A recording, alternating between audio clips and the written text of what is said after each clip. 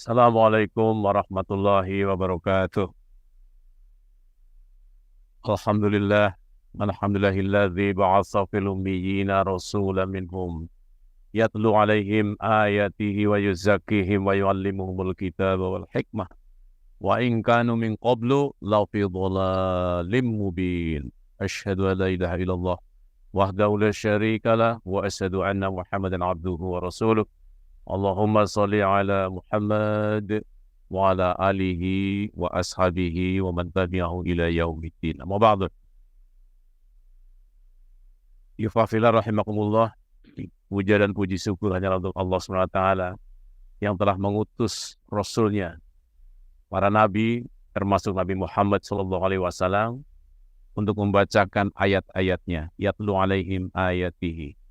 Wa yuzakkihim, mensucikan kita semuanya, wa yu'allimuhumul kitaba wal hikmah, dan mengajarkan ilmu dari kitab dan hikmah, wa in kanu min qablu, dan sungguh sebelum itu la fi dhalalim mubin, dalam kesesatan yang nyata.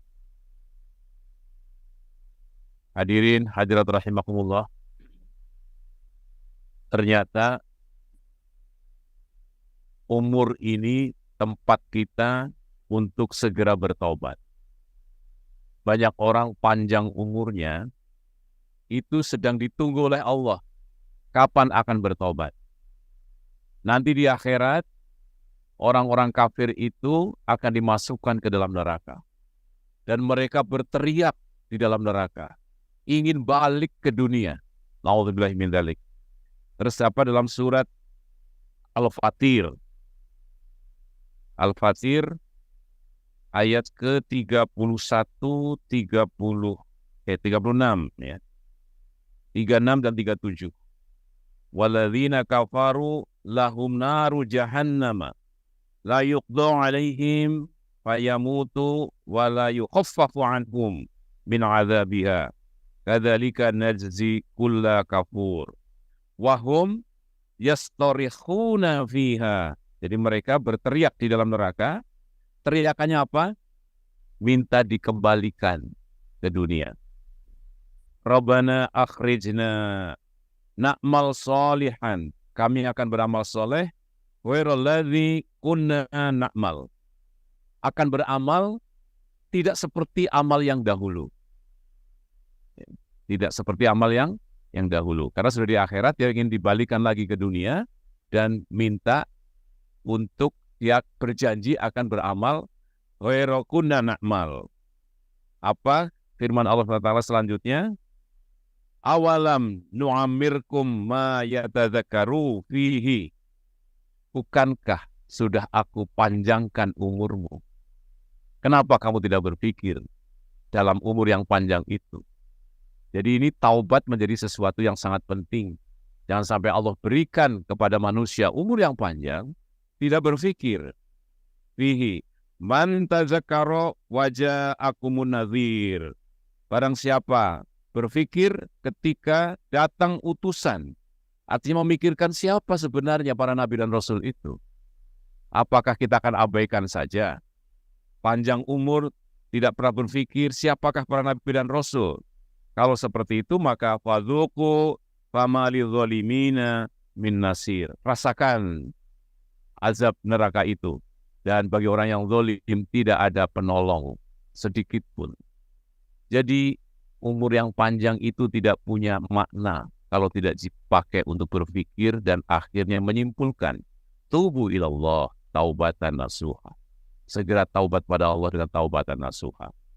Pekan yang lalu sudah kita bahas bagaimana gembiranya Allah Subhanahu wa taala menyambut seorang hamba yang mau bertaubat ya. Saking gembiranya Allah menggambarkan itu seperti orang yang kehilangan kuda dengan seluruh isi yang ada di kudanya, atau kehilangan onta yang seluruhnya ada isinya di situ.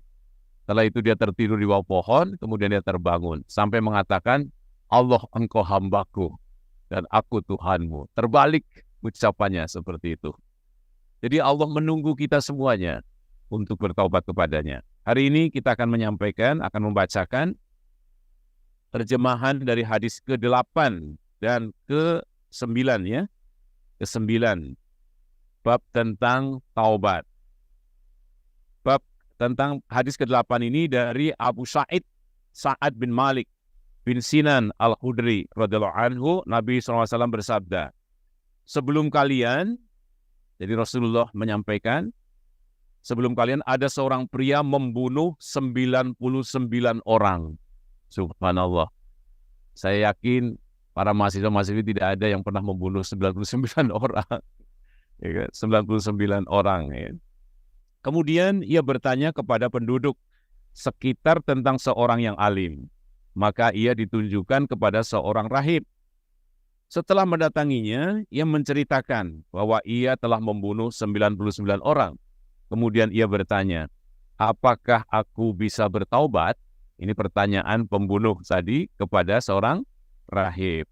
Ternyata pendeta itu menjawab, tidak. Maka pendeta itu pun dibunuh sehingga genaplah jumlahnya menjadi 100 orang sekarang sudah dibunuhnya. Makanya kita hati-hati kalau menghadapi pembunuh. Harus lemah lembut. Begitu kita keras, kita jadi korban lagi. Dibunuh. Na'udzubillahi min dzalik. Kemudian ia bertanya lagi kepada seorang yang paling pandai di atas bumi ini. Ia ditunjukkan kepada seorang pria alim. Setelah menghadap, ia bercerita bahwa dirinya telah membunuh 100 jiwa. Dan bertanya, bisakah aku bertaubat? Nah ini. Orang alim itu menjawab, ya, siapakah yang akan menghalangi orang bertaubat? Pergilah kamu ke sebuah kota, sebab di sana terdapat ada orang-orang yang menyembah Allah Ta'ala. Jadi dijawab, iya, bisa, siapa yang bisa menghalangi dari orang yang mau bertobat? Ya. Maka disuruh menuju ke suatu kota yang kota itu banyak orang ibadahnya.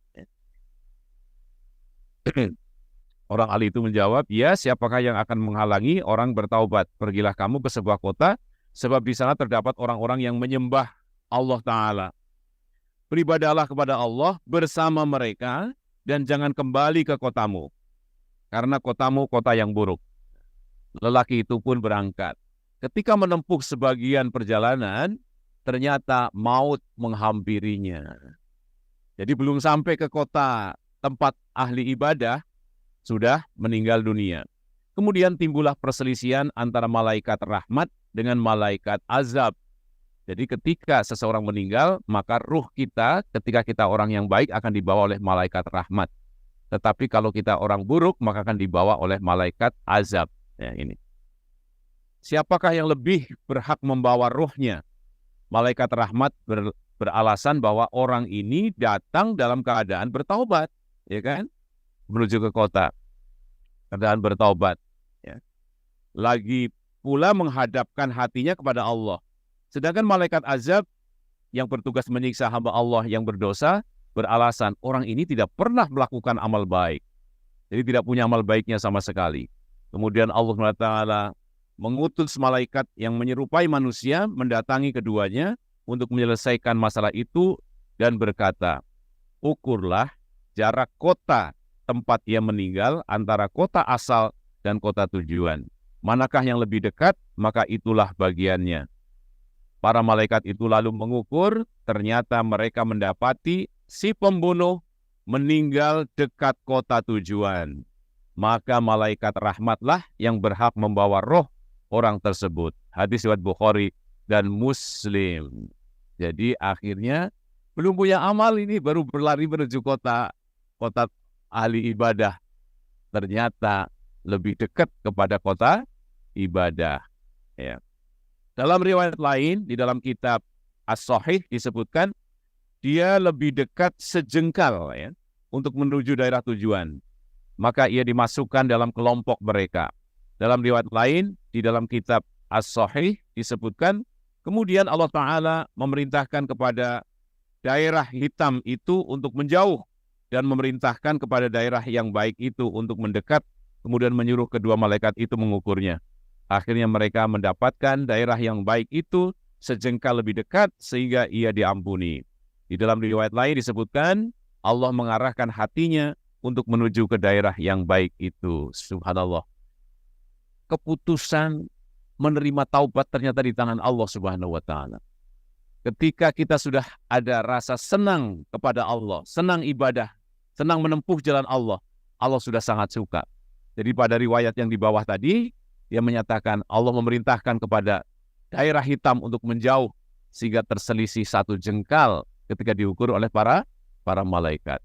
Demikian ketika Allah berkehendak mengampuni dosa seseorang, walaupun sudah pernah membunuh 100 jiwa, ternyata Allah Maha Pengampun, Maha Pengasih, dan Maha Penyayang. Jadi betul firman Allah ketika Allah mengatakan, Innallaha yaghfiru dzunuba jami'an, innahu huwal ghafurur rahim. Sesungguhnya Allah mengampuni semua dosa. Ya. Sesungguhnya Allah itu Maha Pengampun lagi Maha Penyayang. Ini satu hadis. Hadis yang berikutnya, yang hadis terpanjang, saya kira masih cukup waktunya. Hadis ke-9. Ini kisah panjang dari Ka'ab bin Malik. Ya, Ka'ab bin Malik, karena tidak ikut berperang. Agar kita punya semangat juang, kita jangan menjadi penonton dalam segala panggung. Ya. Panggung politik jangan hanya penonton. Panggung ekonomi jangan hanya sebagai penonton. Semua Al-Quran menyuruh kita sebagai pelaku-pelaku amal kebaikan. Dari Abdullah bin Ka'ab bin Malik radhiyallahu anhu, dia adalah seorang panglima perang. Ya. Ia berkata, aku mendengar Ka'ab bin Malik bercerita tentang dirinya yang tertinggal sehingga tidak ikut bersama Rasulullah SAW dalam perang Tabuk. Jadi Ka'ab bin Malik itu panglima perang, tetapi tertinggal dalam perang Tabuk.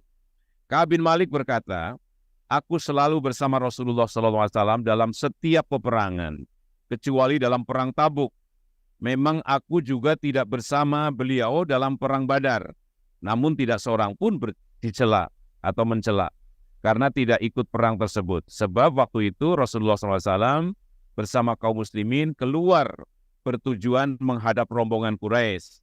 Lalu tanpa terduga Allah mempertemukan mereka dengan musuh.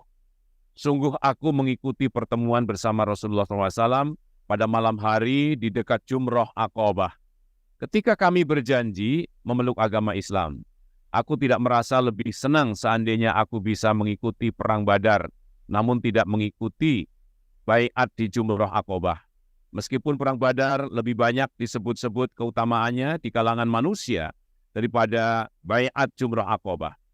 Adapun cerita tentang diriku tidak ikut perang Tabuk, waktu itu aku sama sekali tidak merasa lebih kuat ataupun lebih mudah mencari perlengkapan perang daripada ketika aku tertinggal dari perang Tabuk.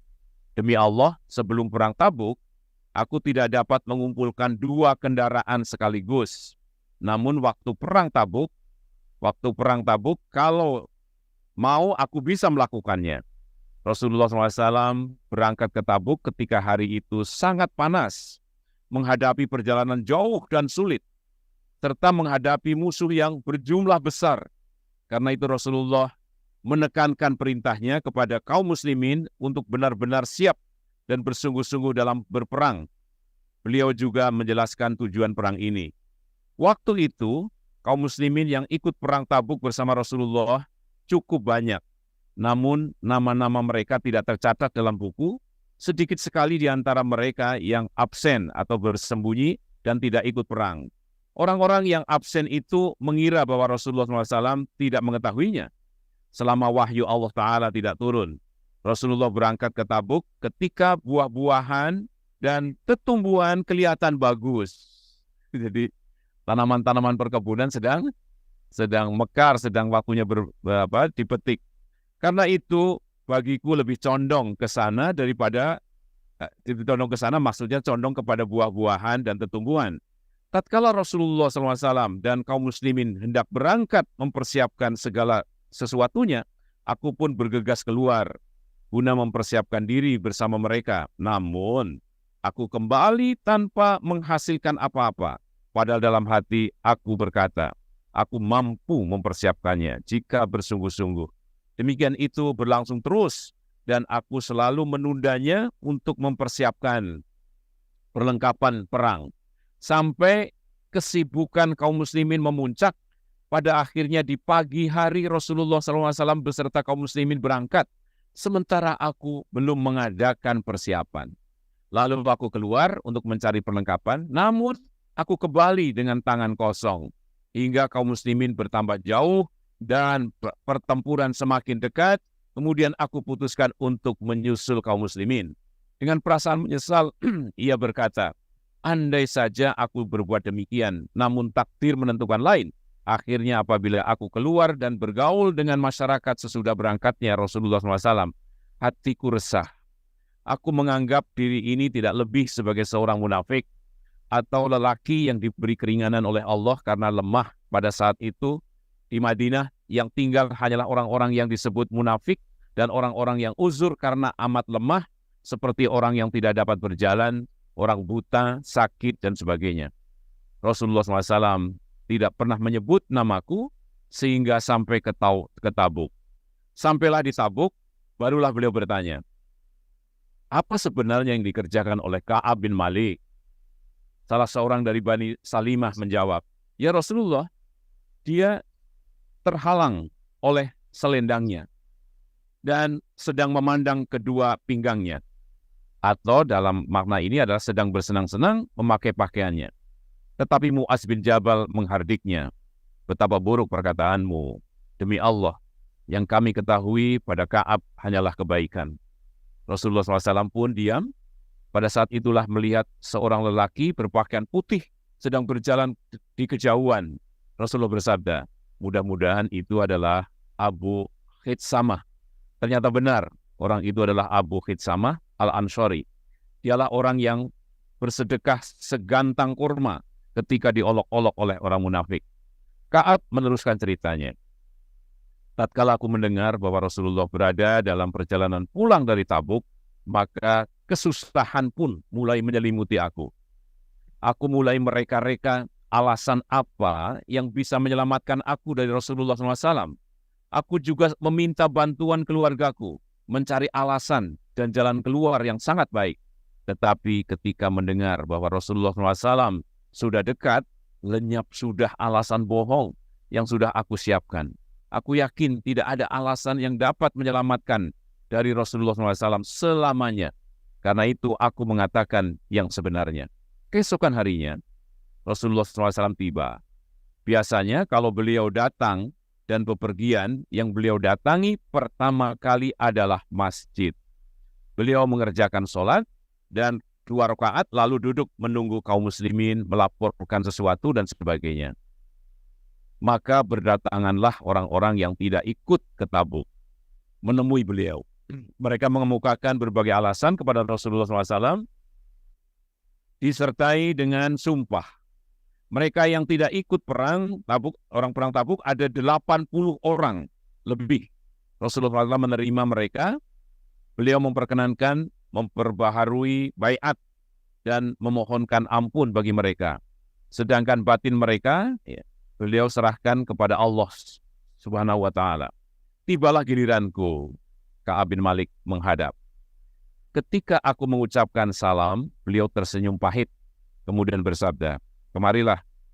Ka'ab berjalan mendekat dan duduk di hadapan beliau.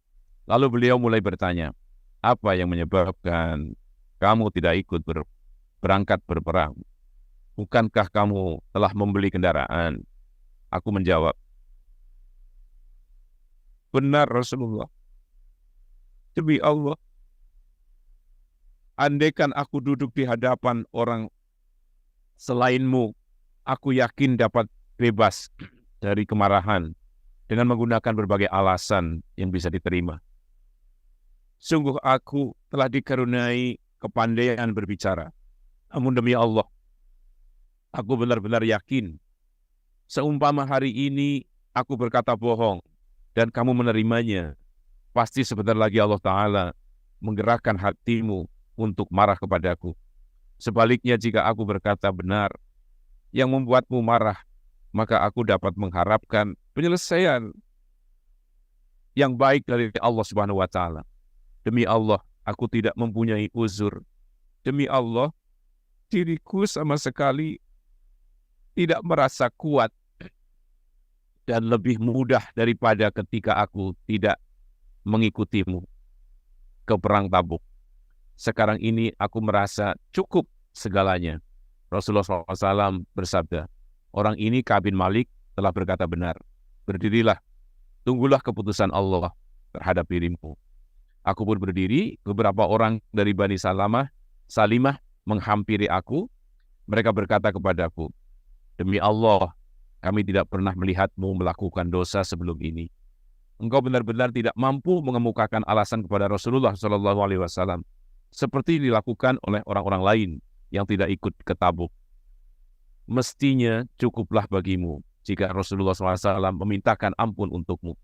Ka'ab selanjutnya melanjutkan, demi Allah, orang-orang Bani Salimah itu terus-menerus menyalahkan diriku, sehingga ingin rasanya aku kembali kepada Rasulullah SAW untuk meralat ucapanku. Tetapi kemudian aku bertanya kepada kaum Bani Salimah itu, adakah orang lain yang mengalami seperti yang aku alami? Mereka menjawab, ya memang ada. Ada 2 orang yang mengatakan seperti apa yang kamu katakan, dan mereka mendapat jawaban sama seperti jawaban yang kamu terima. Aku bertanya, siapakah mereka? Mereka menjawab, Murarah bin Rabi'ah al-Amiri dan Hilal bin Umayyah al-Waqifi. 2 orang lelaki soleh itu telah mengikuti perang Badar dan dapat diikuti karena akhlaknya. Sejak saat itu Rasulullah SAW melarang kaum muslimin berbicara dengan kami bertiga. Sejak itu pula mereka telah mengubah sikap dan menjauhi kami, sehingga kami terasa asing bagiku. Seolah-olah bumi yang aku pijak ini bukanlah bumi yang sudah aku kenal. Keadaan seperti ini berlangsung selama 50 hari. Jadi mereka bertiga didiamkan oleh Rasulullah dan kaum mukminin selama 50 hari. 2 orang temanku, Murarah dan Hilal, menyembunyikan diri dan diam di rumahnya masing-masing sambil terus-menerus menangis, mohon ampun kepada Allah dikarenakan tidak ikut perang Tabuk. Di antara kami bertiga, akulah orang yang paling muda dan paling kuat. Aku tetap keluar rumah untuk mengikuti sholat jamaah bersama kaum muslimin, juga pergi ke pasar, namun tidak seorang pun mau diajak bicara. Aku pergi menghadap Rasulullah SAW untuk sekedar mengucapkan salam kepada beliau di tempat duduk beliau sesudah sholat. Tetapi hati ini berkata, apakah Rasulullah SAW akan menggerakkan bibir beliau untuk menjawab salamku atau tidak?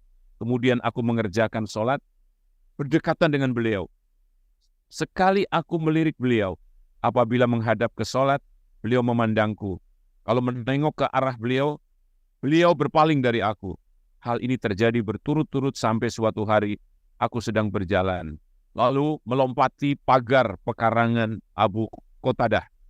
Dia adalah saudara sepupuku dan orang yang paling kusayangi. Kuucapkan salam kepadanya, demi Allah, bukankah kamu tahu bahwa aku ini cinta kepada Allah dan Rasul-Nya? Abu Qatadah diam saja. Sehingga aku ulangi pertanyaanku, dia tetap diam. Sesudah aku ulangi pertanyaan aku sekali lagi, barulah dia menjawab, Allah dan Rasul-Nya lebih tahu. Seketika itu, mengalirlah air mata aku. Dan aku pun pulang. Pada suatu hari, ketika aku sedang berjalan-jalan di kota Madinah, tiba-tiba ada seorang petani beragama Kristen dari negeri Sam yang datang ke Madinah untuk menjual bahan makanan. Petani itu bertanya kepada orang-orang yang berada di pasar, siapakah yang dapat menunjukkan aku kepada Ka'ab bin Malik? Orang-orang memberikan petunjuk ke arahku. Petani itu mendatangiku dan menyerahkan sepucuk surat kepadaku dari Raja Hosan. Setelah aku baca, ternyata isinya sebagai berikut. Amma ba'du, sungguh kami mendengar bahwa temanmu Nabi Muhammad mendiamkanmu, sedangkan Allah sendiri tidak menjadikanmu untuk tinggal di tempat hina dan tersia-sia. Karena itu datanglah ke negeri kami kami pasti menolongmu. Saat membaca surat itu, aku berpikir, ini juga merupakan cobaan. Kemudian, aku bakar surat itu di dapur. 40 hari kemudian, tiba-tiba seorang utusan Rasulullah SAW datang kepadaku dan berkata, Rasulullah SAW memerintahkanmu untuk menjauhi istrimu. Ini lebih berat lagi sekarang berikutnya. Tadi salam saja tidak dijawab. Sekarang Rasulullah SAW memerintahkan kamu untuk menjauhi istrimu. Ka'ab bertanya, apakah aku harus menceraikannya? Atau bagaimana? Utusan itu menjawab, tidak. Namun hindarilah dia, jangan mendekatinya. Rasulullah SAW juga mengirimkan utusan kepada kedua orang temanku, Murarah dan Hilal, yang maksudnya sama dengan yang kuterima. Aku berkata kepada istriku, pulanglah kepada keluargamu. Sementara menetaplah kamu di sana, sampai keputusan Allah datang. Suatu saat istri Hilal bin Umayyah menghadap kepada Rasulullah SAW, memohon kepada beliau, ya Rasulullah, suamiku Hilal bin Umayyah adalah orang yang sudah tua, sebatang kara dan tidak mempunyai pelayan. Apakah kamu keberatan bila aku melayaninya?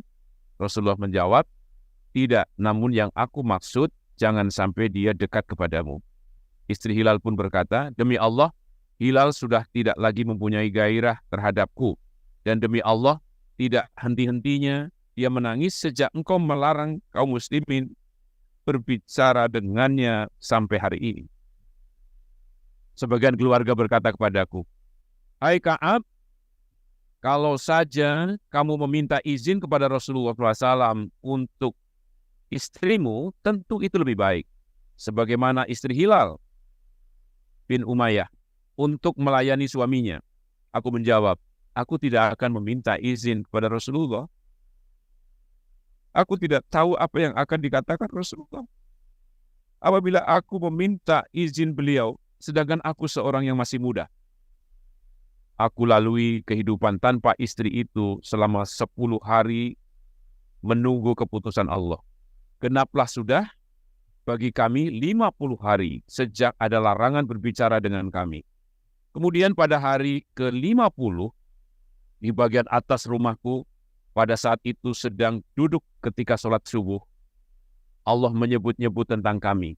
Di saat itu pula hatiku sangat resah. Bumi yang demikian luas seakan sempit bagiku. Kemudian aku mendengar suara orang yang berteriak-teriak naik ke atas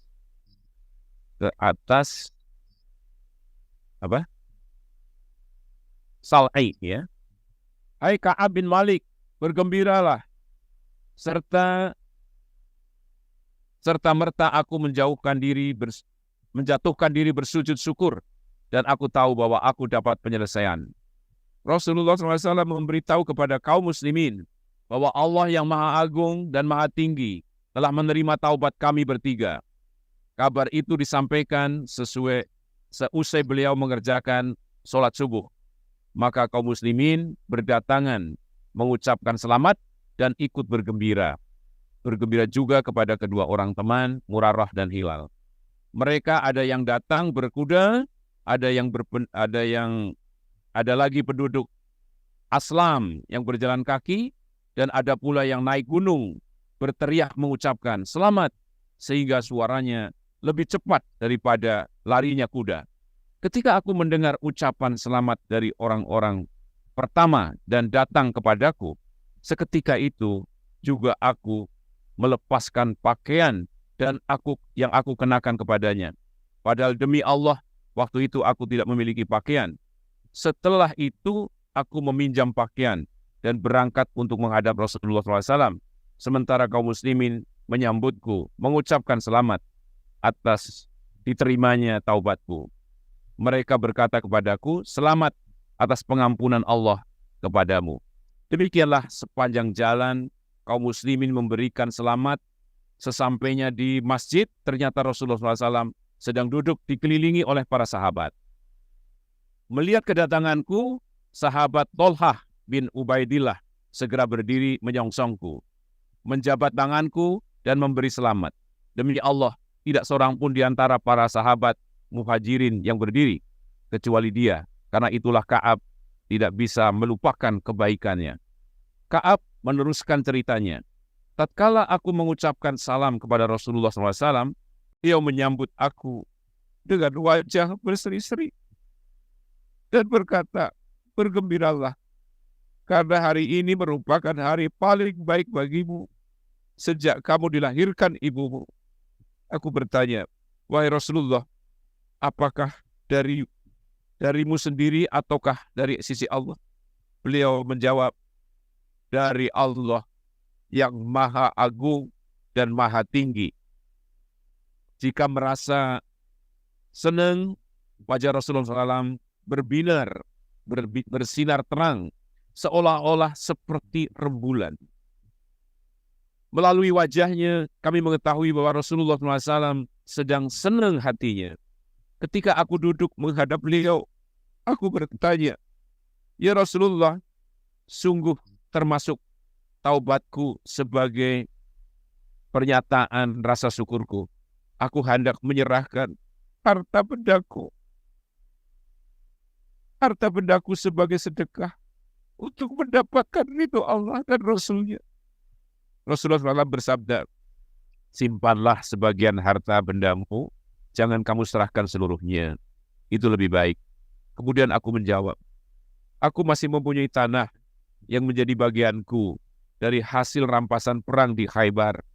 Lebih lanjut aku berkata, ya Rasulullah, sesungguhnya Allah telah menyelamatkan aku karena kejujuranku.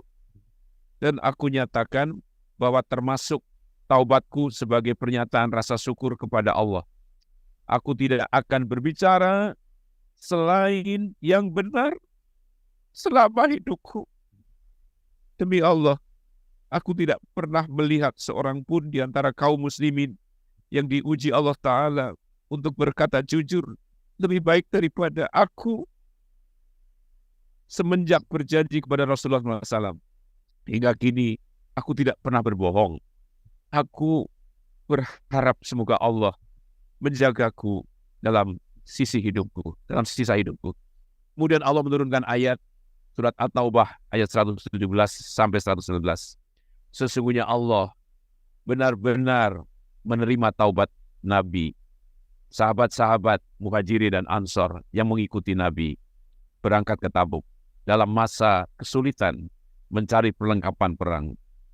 Sesudah hati segolongan dari para malaikat, para sahabat tersebut hampir saja berpaling saking berat dan payahnya, kemudian Allah menerima taubat mereka. Sesungguhnya Allah Maha Pengasih lagi Maha Penyayang terhadap mereka. Dan yang terhadap 3 orang, sampai disebut dalam Al-Quran, Ka'ab, Hilal, dan Murarah, yang ditinggalkan keputusan penerimaan taubat mereka, sehingga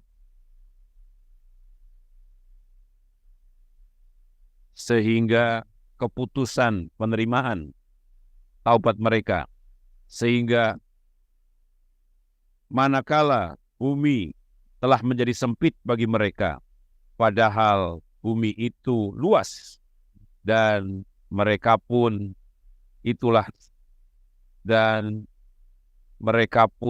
telah sempit pula dirasakan oleh mereka, serta mereka tahu bahwa tidak ada tempat lari dari siksa Allah melainkan kepadanya saja. Kemudian Allah menerima taubat mereka agar mereka tetap dalam taubatnya. Sesungguhnya Allah Azza wa Jalla zat yang maha penerima taubat dan maha penyayang. Hai orang-orang yang beriman, bertakwalah kepada Allah dan hendaklah kalian berkumpul dengan orang-orang yang benar. Menurut Ka'ab, demi Allah, belum pernah Allah memberikan nikmat sesudah Dia memberi aku petunjuk memeluk Islam yang melebihi kejujuranku kepada Rasulullah SAW. Sebab andai kata aku berbohong kepada beliau, pastilah bencana menimpaku, rusak agamaku, sebagaimana orang-orang munafik yang berdusta kepada beliau. Sungguh Allah berfirman untuk orang-orang yang mendustai Rasulullah SAW, dan mengancam betapa buruk orang-orang tersebut. Sebagaimana firman Allah dalam surat At-Taubah ayat 95 dan 96. Orang-orang munafik itu akan bersumpah dengan nama Allah kepada kalian apabila kalian kembali kepada mereka, dan seterusnya. Lebih lanjut Ka'ab berkata, utusan kami bertiga ditunda dari utusan orang-orang munafik. Ketika mereka bersumpah kepada Rasulullah SAW, lalu beliau menerima baiat mereka dan meminta ampun kepada Allah. Tetapi masalah kami ditunda Rasulullah SAW sampai Allah menerima taubat kami, sebagaimana firman Allah Ta'ala, dan terhadap 3 orang yang ditinggalkan taubatnya. Firman Allah tersebut menurut Ka'ab bukan berarti kami bertiga ketinggalan dari perang Tabuk, namun mempunyai arti bahwa persoalan kami bertiga diundur dari orang munafik yang bersumpah kepada Rasulullah SAW dan menyampaikan bermacam-macam alasan yang kemudian diterima oleh Rasulullah SAW. Hadis riwayat Bukhari dan Muslim. Dalam riwayat lain, sedikit lagi, Nabi SAW pada waktu perang Tabuk keluar dari hari Kamis dan memang sudah menjadi kesukaan beliau untuk bepergian pada hari Kamis. Dalam salah satu riwayat disebutkan, biasanya beliau kalau datang dari bepergian waktu pagi, dan bila datang biasanya langsung ke masjid dan sholat 2 rakaat. Semoga kita bisa mencontohnya ketika kita pulang dari mana-mana, maka yang didatangi pertama adalah masjid dan sholat 2 rakaat. Demikian hadis yang cukup panjang, ya, kisah dari Ka'ab bin Malik. Semoga kita bisa mengambil pelajaran kejujuran tadi, ya, ketika menghadapi Rasulullah, menghadapi qiyadah, menghadapi amanah. Ketika kita berat, jangan berbohong, tapi berkatalah dengan jujur. Assalamualaikum warahmatullahi wabarakatuh. Waalaikumsalam warahmatullahi wabarakatuh. Ya baik, ya 2 hadis yang cukup panjang pada pagi hari ini. Yang pertama tadi terkait orang yang membunuh 99 orang, dan yang kedua tadi terkait kisah dari Ka'ab bin Malik. Oke, baik. Bagi para jamaah yang hadir secara langsung maupun yang hadir melalui Zoom, boleh untuk mengajukan pertanyaannya. Yang hadir secara langsung boleh untuk raise hand yang angkat tangan, dan yang di Zoom boleh untuk mengetikkan pertanyaannya di kolom chat ya. Yang pertama mungkin kita buka 3 pertanyaan terlebih dahulu untuk jamaah yang hadir secara langsung. Boleh? Ada yang mau bertanya?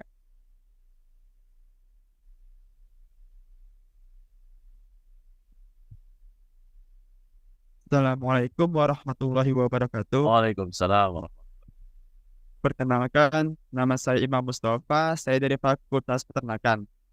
Jadi saya menanya Ustadz, bagaimana jika ada orang yang berpikir daripada saya buat dosa, taubat, dosa lagi, mending saya nanti pas tua aja taubat langsung gitu. Jadi dia berpikir seakan-akan kalau dia buat dosa, taubat, dosa lagi itu, dia tuh mempermainkan taubat gitu Ustadz. Ya.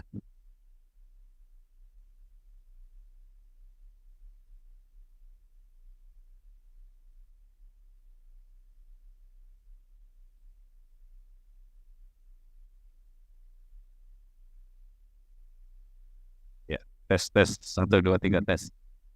Pertanyaan yang sangat bagus. Jadi banyak orang itu daripada saya taubat kemudian berbuat salah lagi, lebih baik nanti aja kalau sudah tua. Ternyata kematian itu tidak di tangan kita. Kematian itu di tangan Allah Subhanahu wa Ta'ala. Bahkan Allah memerintahkan kepada kita semua yang beriman, ya ayyuhalladzina amanu la tulhikum amwalukum wala auladukum an dzikrillah wa may yaf'al dzalika fa ulaika humul khasirun wa anfiqu mimma razaqnakum min qabli ayati ahadakumul maut fa yaqula rabbi laula akhartani ila ajalin qarib fa saddaqa wa akum minas sholihin. Jadi di situ ada, wahai orang yang beriman, janganlah anak-anakmu, hartamu melalaikan kamu dari mengingat Allah. Siapa yang lalai mengingat Allah karena hartanya, karena anak-anaknya, karena kesibukannya, maka itu orang yang rugi. Infakkan hartamu, wa'anfiqu mimma razaqnakum, yang Allah rizkikan kepada kamu atau sebagian rizki yang Allah berikan kepadamu sebelum datang kematian. Nah, sekarang siapa yang tahu akan ada kematian? Jadi orang-orang yang mau bertaubat di hari tua bisa saja pas matinya belum bertaubat. Jadi yang benar adalah sekarang ini juga kita bertaubat. Apalagi kita sering melihat saudara-saudara kita, kenalan kita meninggalnya mendadak. Ya, mendadak. Ada yang kemarinnya baru sakit, sekarang udah meninggal. Ada yang baru paginya masih ngaji, siangnya sudah meninggal. Artinya itu pelajaran bagi kita semuanya. Jantung itu bisa berhenti tiba-tiba, stroke bisa terjadi tiba-tiba, penyempitan pembuluh darah bisa ini dan sebagainya, kecelakaan juga. Jadi orang yang cerdas adalah orang yang segera bertaubat, tidak menunda-nunda taubat. Demikian jawaban saya, terima kasih. Terjawab ya. Oke, baik. Untuk pertanyaan selanjutnya, boleh langsung angkat tangan dari Ikhwan maupun akhwat. Ada. Oke. Mungkin sambil menunggu pertanyaan yang dari langsung di Zoom ada 2 pertanyaan, Ustaz. Saya izin bacakan. Yang pertama dari Bapak Haris Kurnia, izin bertanya Ustaz, bagaimana cara bertaubat apabila kita pernah mengambil barang orang lain sewaktu kita masih kecil, tetapi kita sudah tidak tahu di mana orang itu sekarang. Nah, jadi sebenarnya perhitungan dosa itu ketika kita sudah dewasa. Kalau kita waktu masih kecil, kita belum dewasa, mencuri mainan dan sebagainya, insya Allah itu sudah diampuni oleh Allah Subhanahu wa Ta'ala. Jadi, ya sudah tidak ada teman kita, apalagi sudah kalau kita sudah berumur, Mas Arif.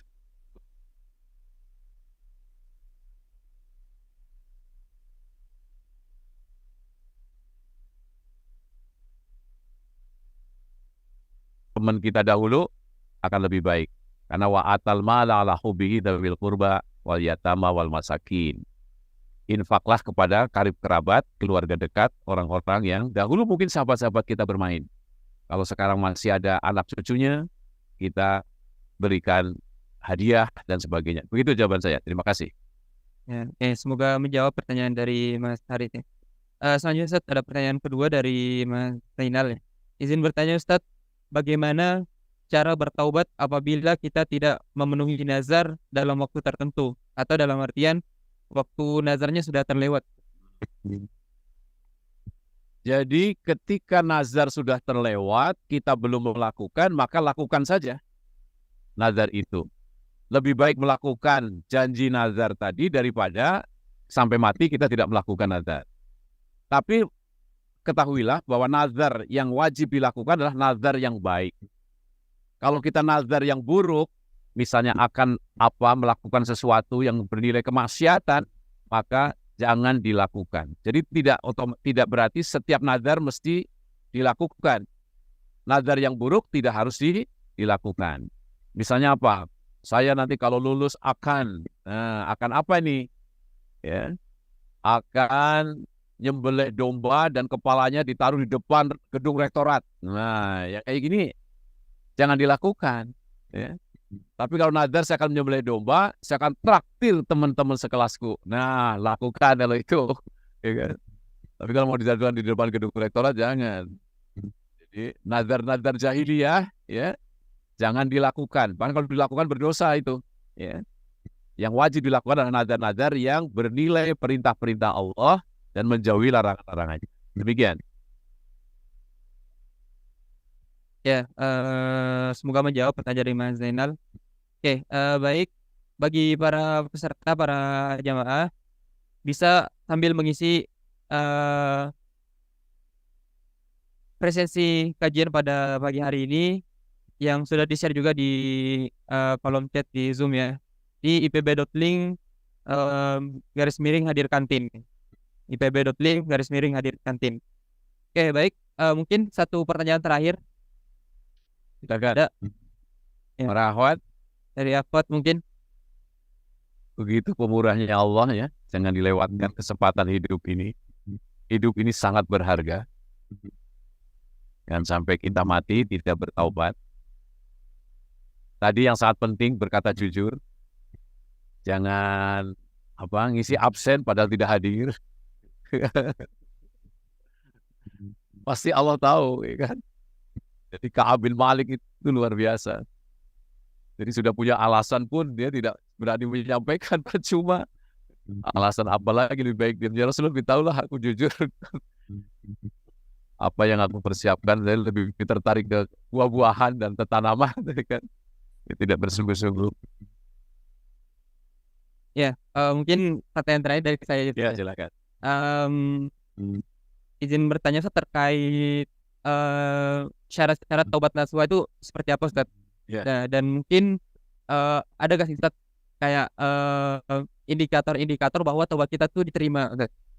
Mungkin gitu Ustaz. Ya. Oke, taubatan nasuha itu ada 3 ya cirinya. Menyesal atas perbuatan dosa, berjanji tidak akan mengulangi lagi, dan yang ketiga adalah melakukan amal-amal kebaikan. Karena amal kebaikan itu akan menutup amal-amal dosa-dosa dari amal keburukan. Gitu. Kalau menyangkut manusia, maka dibereskan urusannya. Kalau utang ya harus dibayar. Ya, sampaikan bahwa saya akan nyicil kalau kita belum punya uang, ya kan? Siapa tahu dia memaafkan, kemudian ya sudah beres. Tapi harus ada komunikasi. Karena akhir-akhir ini banyak orang ketika punya utang nggak mau ketemu.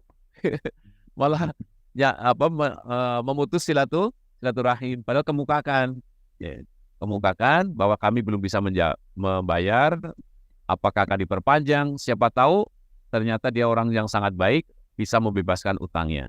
Jadi ada 3 syaratnya ketika hubungan dengan Allah, yaitu menyesal atas perbuatan buruk atau dosa tadi, kemudian berjanji tidak akan mengulangi lagi, kemudian melakukan amal-amal kebaikan yang bisa menghapus yang keburukan. Kalau urusan dengan manusia maka harus diselesaikan urusannya dengan komunikasi, dan ya siapa tahu dimaafkan atau dianggap lunas dan seterusnya. Begitu Mas.